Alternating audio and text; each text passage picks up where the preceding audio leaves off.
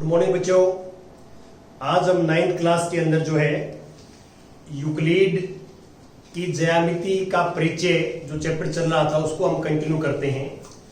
जैसे मैंने आपको प्रीवियस चैप्टर के अंदर बताया है कि यूक्लिड ने जो है अपनी जो परिभाषाओं से प्रारंभ करते हुए अपनी इन परिभाषाओं को प्रारंभ करते हुए यूक्लिड ने जब परिभाषा डेफिनेशन लिखी हैं तो यूक्लिड ने कुछ गुणों को बिना सिद्ध किए सत्य कथन मानने की कल्पना की। ये मैंने आपको लास्ट लेक्चर में बताया था कि कुछ डेफिनेशंस जो है यूक्लिड ने जो लिखी और उसमें कुछ गुणों का प्रयोग किया और उन गुणों को जो है उसने सिद्ध नहीं किया, उसने वैसे जो है बिना सिद्ध किए उनको सत्य मान लिया और जो है सत्य मानने की कल्पना की, मतलब जो इमेजिन कर ले कि ये सत्य है और वो यूनिवर्सल ट्रूथ थे। वो क्या थे? यूनिवर्सल सर्वव्यापी सत्य थे। ये मैं कल आपको बता चुका हूं आपको कि ऐसा होता है। और जो कल्पनाएं की यूक्लिड ने तो उनको दो भागों में बांटा। यूक्लिड ने जो कल्पनाएं की तो उनको दो भागों में बांट दिया और वो दो भागों में, दो वर्गों में क्या थे, जो मैं कल ही बात कर रहा था आपसे कि वो दो भागों में जो है उन कल्पनाओं को बांट दिया। एक तो भाग है अभिगृत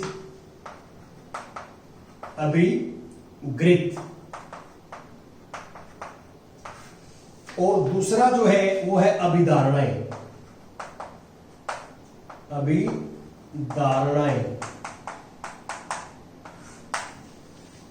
जो मैंने आपको बताया है कि भाई बहुत सारे गुणों को यूक्लिड ने जो है वो बगैर सिद्ध किए सत्य मान लिया, उनका प्रूफ नहीं दिया, सत्य मान लिया। तो उनकी कल्पनाएं कर ली कि भाई ये सत्य है और वो वैसे सर्वव्यापी सत्य भी थे। तो ऐसे गुणों को, ऐसी जो कल्पनाएं की यूक्लिड ने, उनको दो भागों में बांट दिया, एक अभिगृत और एक अभिधारणाएं। तो मैं कल आपसे बात कर रहा था आपसे कि अभिधारणाएं शब्द का जो प्रयोग किया यूक्लिड ने उन कल्पनाओं के लिए किया।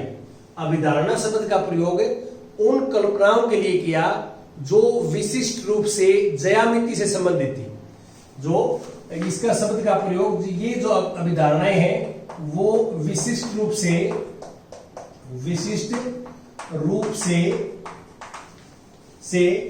ज्यामिति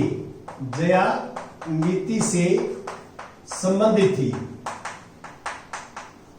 संबंधित थी और जो अभिगृत का प्रयोग किया उन्होंने, अभिगृत जो है उसी कल्पनाओं के लिए प्रयोग किया। ये सामान्य अवधारणाएं थी, सामान्य अवधारणाएं।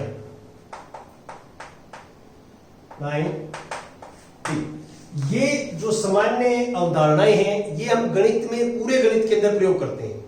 ये विशिष्ट थी, स्पेसिफिक थी, ज्यामिति से संबंधित थी सिर्फ। और सामान्य जो अवधारणाएं हैं वो जो है कंप्लीट जो है मैथमेटिक्स के अंदर, पूरे गणित के अंदर हम इनको जो है प्रयोग करते हैं। और ये जो मैं कल आपको ऑलरेडी बता चुका हूं, फिर मैंने आपको कल यूक्लिड के जो अभिगृत थे वो 7 अभिगृत पढ़ के बताए थे कि यूक्लिड के 7 अभिगृत थे। जैसे मैं एक दो और पढ़ के बताता हूं, उनको एक्सप्लेन करता हूं कि कल क्या बताया मैंने। जैसे वे वस्तुएं जो एक दूसरे के वस्तु के बराबर हो तो एक दूसरे के बराबर होती हैं। देखिए इस बात का आप ध्यान रखें कि जो सामान्य अवधारणाएं हैं, जो अभिगृत हैं, जिसको सामान्य अवधारणाएं कहते हैं, हम सामान्य अवधारणाएं या कल्पनाओं को जो है उन्हें अभिगृत बोला जाता है।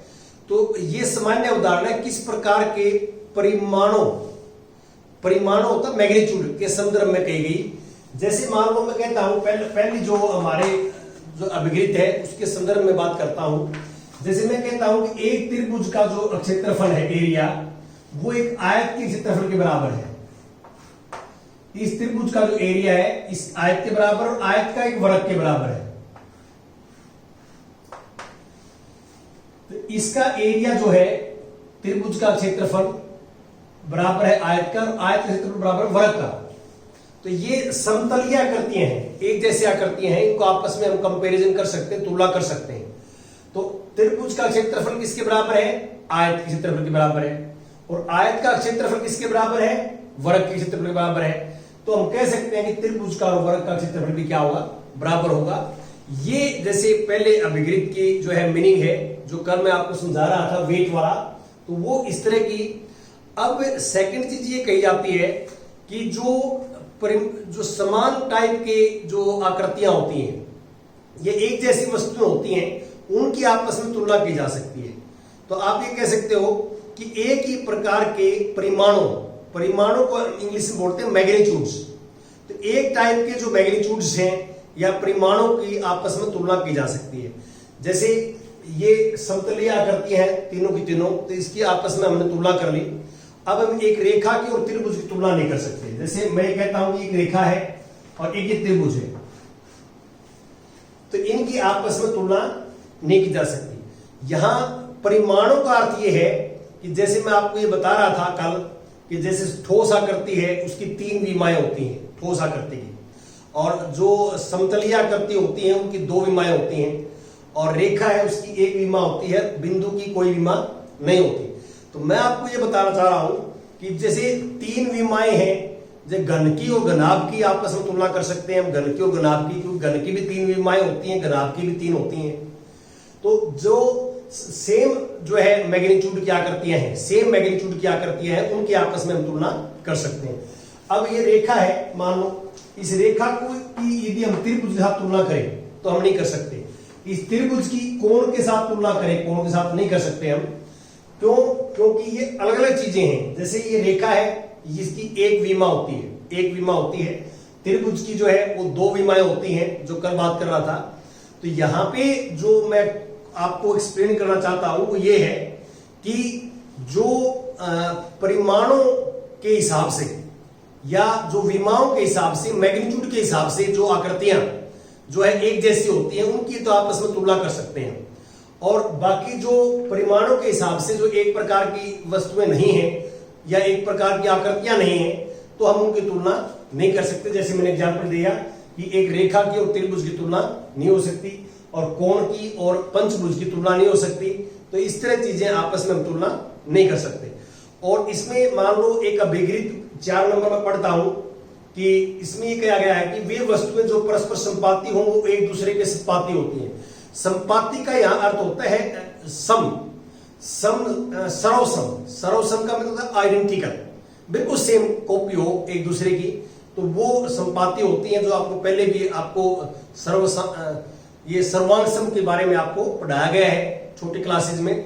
सर्वांगसम आकृतियां या सर्वांगसम वस्तुएं जो बिल्कुल एक जैसी होती हैं। और एक इसमें जो 5वीं प्रॉपर्टी है उसमें यह बताया गया है कि पूर्ण अपने भाग से बड़ा होता है।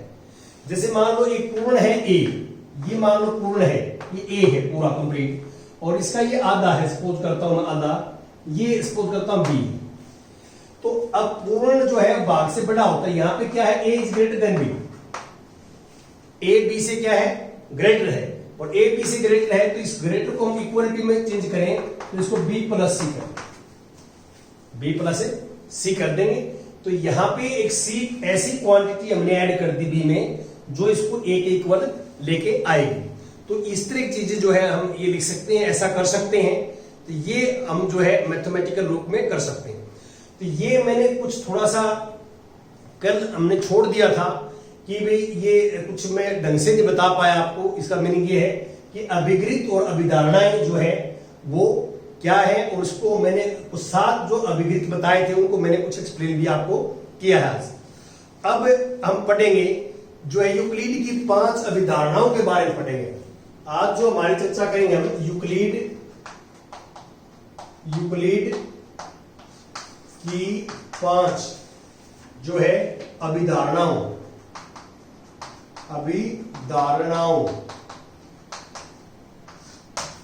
के बारे में पढ़ेंगे, चर्चा करेंगे कि यूक्लिड की 5 जो है अभिधारणा क्या क्या है। इस पे एक एक पे हम चर्चा करते हैं। जैसे मैं लिखता हूं यहां पे, सबसे पहले जो है अभिधारणा है एक, अभिधारणा नंबर 1, अभिधारणा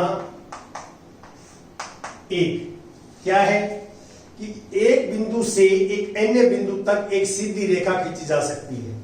देखिए एक बिंदु से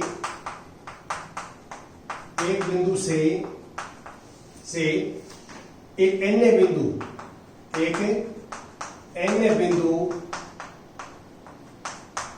बिंदु तक एक सीधी रेखा खींची जा सकती है, सीधी रेखा खींची जा सकती है। ये पहली अवधारणा है। थोड़ा सा इसके ऊपर हम चर्चा करते हैं कि क्या यूक्लिड ने क्या कहा और क्या सोचा। देखिए, ध्यान दीजिए कि यहां इस पे लाइन के ऊपर कि एक बिंदु है और एक अन्य बिंदु है। जैसे मान लो एक बिंदु है ये और एक अन्य बिंदु ये है। कहते हैं इस बिंदु से और इस बिंदु से जो है एक सीधी रेखा खींच जा सकती है, एक सीधी रेखा खींच जा सकती है। ध्यान दीजिए कि यह अभिधारणा में बताती है कि दो भिन्न बिंदुओं से होकर कम से कम एक रेखा गुजर सकती है। दो भिन्न बिंदुओं से, भिन्न हो गए, एक ये और ये, भिन्न बिंदुओं से जो है केवल कम से कम एक रेखा खींची जा सकती है। परंतु इससे यह ज्ञात नहीं होता कि ऐसी एक से अधिक रेखाएं नहीं हो सकती। देखिए, ये चीज हमें सिर्फ ये पता लगता है, हमारे को इस लाइन से हमें ये पता लग रहा है कि दो भिन्न बिंदुओं से कम एक रेखा खींची जा सकती है, कम से कम एक। तो इसका आभास ये होता है कि एक से ज्यादा भी हो सकती है। ये पता नहीं लग रहा है इस चीज से कि एक से ज्यादा नहीं हो सकती, ये चीज इसको नहीं बता रही। लेकिन यूक्लिड ने क्या किया, यूक्लिड ने इसका बगैर प्रूफ दिए ये कल्पना कर ली कि, परंतु उसने अपने समस्त कार्यों में यूक्लिड ने बिना कुछ बताए यह बार बार कल्पना की कि दो भिन्न बिंदुओं से केवल एक अद्वितीय रेखा खींची जा सकती है। ये यूक्लिड ने कल्पना कर ली, इमेजिन कर लिया, मान लिया कि दो भिन्न बिंदुओं से केवल और केवल एक रेखा, मतलब एक अद्वितीय रेखा खींची जा सकती है। और जब ये ऐसा सपोज कर लिया तो हम इस परिणाम को एक अभिगृत के रूप में नीचे दे रहे हैं। अब ये थी पहले अभिधारणा। अभिधारणा मैं बताऊंगा आपको क्या होता है। अभिधारणा का मीनिंग ये होता है कि भाई उस टाइम जो हमारी सोसाइटी थी, समाज था, समाज के अंदर जो परिघटनाएं होती थी, जो घटनाएं होती थी या परिघटनाएं होती थी, उन घटनाओं के आधार के ऊपर कुछ कथन कहे जाते थे। कथन, उन घटनाओं के आधार के ऊपर कथन कहे जाते थे और उन कथनों की जांच या पड़ताल जो है या प्रूफ जो है वो बाद में होता था। यदि वो कथन सही पाए जाते थे, यदि वो कथन सत्य पाए जाते थे, तो उन कथनों को हम कहते थे अभिधारणा। उन कथनों को क्या कहते थे, अभिधारणा का शब्द जो है देते थे उसको। ये मतलब मीनिंग होता था अभिधारणा का। अब यहां पे जो क्वेश्चन क्या है कि यूक्लिड ने बगैर कुछ बताए ये कल्पना कर ली कि दो भिन्न बिंदुओं से केवल और केवल एक रेखा खींच सकते हैं। और ये जब हमारे पास जो है ये रिजल्ट्स आ गया सामने कि ये यूनिवर्सल ट्रूथ है, ये सत्य है, तो इसका अभिधारणा को जो है अभिगृत किया गया। तो अभिधारणा और अभिगृत में क्या अंतर है? एक विशिष्ट जो है, विशिष्ट रूप में प्रयोग होती है वो अभिधारणा है। विशिष्ट रूप में कुछ दायरा छोटा होता है अभिधारणा का, लेकिन जब वो अभिधारणा जो है एक सामान्य रूप में यदि प्रचलन हो जाए, सामान्य जो है गणित में प्रयोग की जाए, तो वो क्या बन जाता है, अभिगृत बन जाता है। तो अब ये सर्वव्यापी सत्य मान लिया गया कि कल्पना कर ली गई और जो है लोगों ने इसका विरोध नहीं किया कि सही है, यूनिवर्सल ट्रूथ है, तो इस अभिधारणा को क्या कह दिया गया, अभिगृत। अब मैं 5.1 अभिगृत के बारे में बता रहा हूं आपको। 5.1 अभिगृत के बारे में क्या है, अभि और गृत। 5.1 तो 5.1 अभिगृत में लिखता नहीं हूं, पढ़ देता हूं कि दिए हुए दो भिन्न बिंदुओं से होकर एक अद्वितीय रेखा खींची जा सकती है। तो दो बिंदु दे दिए, मान लो सपोज कर दिए बिंदु पी है, ये क्यों है, ये क्यों है और ये पी है। तो आप एक सिंगल मुझे बताइए कि इस अकेले सिंगल बिंदु से कितनी रेखा खींची जा सकती है, सिंगल बिंदु से पी से। तो आप कहेंगे कि इसके अंदर जो है अनंत रेखाएं खींची जा सकती है। अब आप ये बोलिए कि जो है बिंदु पी से होकर कितनी रेखाएं खींची जा सकती हैं जो बिंदु क्यू से भी गुजरे, पी से गुजरे और क्यू से गुजरे। तो आप ये कहोगे कि एक रेखा खींची जा सकती है जो बिंदु पी से गुजरने वाली कितनी रेखाएं हो सकती हैं जो बिंदु क्यू से भी गुजरती है, तो आप कहोगे केवल एक, जिसका नाम होगा पी। और अब आप लॉजिक ये दोगे कि क्यू से कितनी रेखाएं खींच सकते हैं हम, क्यू से भी हम जो है इनफाइनाइट जो है अनंत जो है रेखाएं क्यू से जा सकती हैं। अब हम ये कहते हैं कि क्या बिंदु क्यू से गुजरने वाली कितनी रेखाएं हो सकती हैं जो बिंदु पी से गुजरती है, तो आप कहेंगे केवल एक, जिसका नाम क्यू पी हो जाएगा। तो अब इससे हम कह सकते हैं दोनों रिजल्ट मिला के कि पी और क्यू दो भिन्न बिंदुओं से केवल और केवल एक रेखा गुजर सकती है, और या उसको हम बोलते हैं एक अद्वितीय रेखा गुजर सकती है, एक से ज्यादा नहीं गुजर सकती। तो ये यूक्लिड ने एक आइडिया हमारे को दिया, और इसको फिर जो है यूनिवर्सल ट्रूथ मान लिया गया, सही मान लिया गया। और जब ये पहले अभिधारणा थी, और जब इसको ये मान लिया गया ठीक ये है, तो इसको जो है सामान्य अवधारणा या अभिगृत का नाम दे दिया गया। तो इसलिए हम इसको एक अभिगृत कहते हैं, क्योंकि ये अपने आप में एक सेल्फ एविडेंट का अर्थ क्या होता है कि समय सिद्ध सत्य है। समय सिद्ध को प्रूफ देने की जरूरत को नहीं, ये अपने आप समय में जो है सिद्ध हो जाती है, समय में सिद्ध हो जाती है, तो उसको हम बोलते हैं कि वो सत्य है। और सत्य है तो उस जो है अभिधारणा को हमने क्या मान लिया, अभिगृत मान लिया। तो अब मैं बात करता हूं अभिधारणा 2 की। देखिए अभिधारणा 1 और अभिधारणा 2 की। अभिधारणा 2, अब मैं कुछ कम लिखूंगा। अभिधारणा 2 में क्या मीनिंग है, एक शांत रेखा को अनिश्चित रूप से बढ़ाया जा सकता है। तो पहले तो मैं आपको थोड़ा याद रिमाइंड कराऊं कि यूक्लिड शांत रेखा बोलते थे, जो आजकल जिसका नाम हम रेखाखंड बोलते हैं, जिसको हम रेखाखंड बोलते हैं, तो यूक्लिड इसको शांत रेखा बोलते थे उस टाइम में, शांत रेखा। आजकल क्या नाम है इसका, आजकल है रेखाखंड। ठीक है, यूक्लिड ये कहता है कि ये शांत रेखा है, तो इसको दोनों साइड में अनंत तक बढ़ाया जा सकता है। तो आज के वर्तमान स्वरूप में भी हम देखें, आज के प्रेजेंट सिस्टम में हम देखें, तो यूक्लिड ने उस टाइम ये कहा कि जो हमारे पास लाइन सेगमेंट है, रेखाखंड है, इसको दोनों साइड में अनंत तक बढ़ाओगे तो इस रेखाखंड को अब लाइन बोल लेंगे, रेखा बोलेंगे। आज हम यही बात ऐसे बोलते हैं कि एक रेखाखंड के दोनों सिरों को अनंत तक बढ़ा दिया जाए तो वो रेखाखंड क्या बन जाती है, एक रेखा बन जाती है, एक रेखा, एक लाइन बन जाती है। यूक्लिड ने इनको चीज यही है, यही बताया। लेकिन एक तो रेखाखंड को शांत रेखा बोलते थे, शांत रेखा, और उन्होंने ये कहा कि जो है शांत रेखा को दोनों साइड में अनिश्चित रूप से बढ़ाया जाए तो उसको हम जो है एक रेखा कहते हैं। ये यूक्लिड ने बताया हमारे को। अब अभिधारणा 3 क्या है, किसी को केंद्र मानकर और किसी को त्रिज्या मानकर एक वृत्त खींचा जा सकता है। वो कह रहा है किसी बिंदु को केंद्र मान के और कुछ डिस्टेंस को, उस दूरी को त्रिज्या मान के एक वृत्त खींचा जा सकता है। ये भी सत्य है। देखिए जैसे मान लो केंद्र में ये मान लिया और हमने एक वृत्त खींच दिया, तो ये अपने आप क्या होगा, हमारे पास रेडियस, त्रिज्या, ये त्रिज्या है और ये क्या है, केंद्र है, केंद्र। तो केंद्र और त्रिज्या मान के वृत्त खींचा जा सकता है। ये हम खींचते हैं, ये भी बड़ी सिंपल और सरल अभिधारणा है, और इसकी भी जो है ये हमें प्रूफ की जरूरत नहीं है। सभी समकोण एक दूसरे के बराबर होते हैं। समकोण होता है 90 डिग्री का एंगल, तो सभी समकोण एक दूसरे के बराबर होते हैं, क्योंकि वो मैग्नीट्यूड में बराबर होते हैं, 90 डिग्री के होते हैं, इसलिए आपस में बराबर होंगे, इसमें भी कोई दिक्कत नहीं है। अभिधारणा नंबर 5 पाता हूं मैं। अभिधारणा नंबर 5 क्या है, ये जो है आपने ध्यान से समझनी है। अभिधारणा नंबर 5, यूक्लिड क्या कहता है कि जैसे दो हमारे पास रेखाएं हैं, दो रेखाएं, और एक तिरछी रेखा लोग काटती है, तो एक की ओर बने अंत्यकोण ये है। मान लो ये 1 और 2 है, 3 और 4।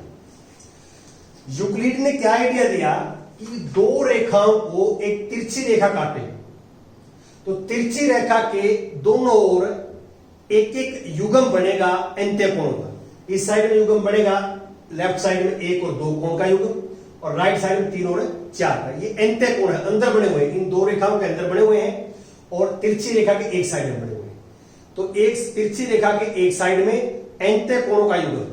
अब यूक्लिड क्या कहता है कि 1 + 2 कोण यदि लेस देन 180 हो, 2 समकोण से कम हो, यदि एक की ओर बने एंटे कोणों का जोड़ 2 समकोण से कम हो, तो ये रेखाएं आगे बढ़ाने पर इस साइड में काटेंगे।